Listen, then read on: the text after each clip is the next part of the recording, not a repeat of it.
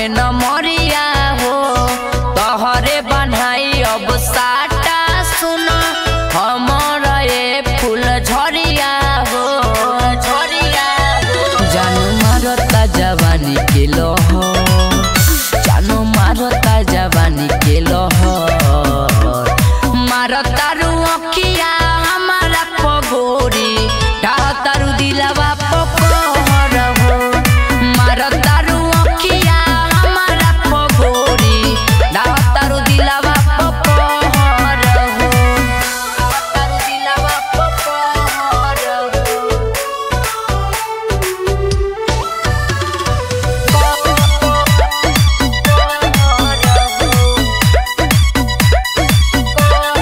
देखी के अदा होई भइनी फिदा हम तोह पे हाँ तोह पे तोहरे के जान मनी कहता ने सच रानी तोह से हाँ तोह से ई मोहब्बत के कल कबूल हो देनी तोह के गुलाब वाली फूल हो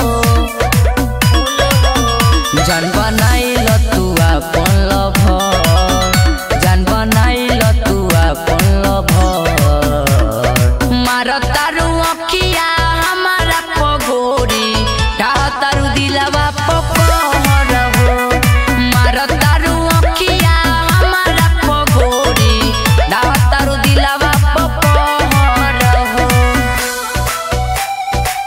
ढाता रू दिलवा पकोहर हो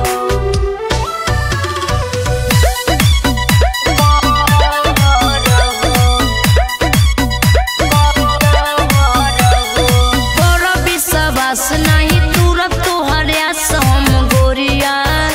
ए गोरिया भइल बाटे पागल तो पे राइटर श्याम सामरिया ए सामरिया राजन सुधीर तोहके चाहेला तारे फेरा में उतर रहेला कहा लकिया प बाटे नजर कहा लकिया प बाटे नजर मारता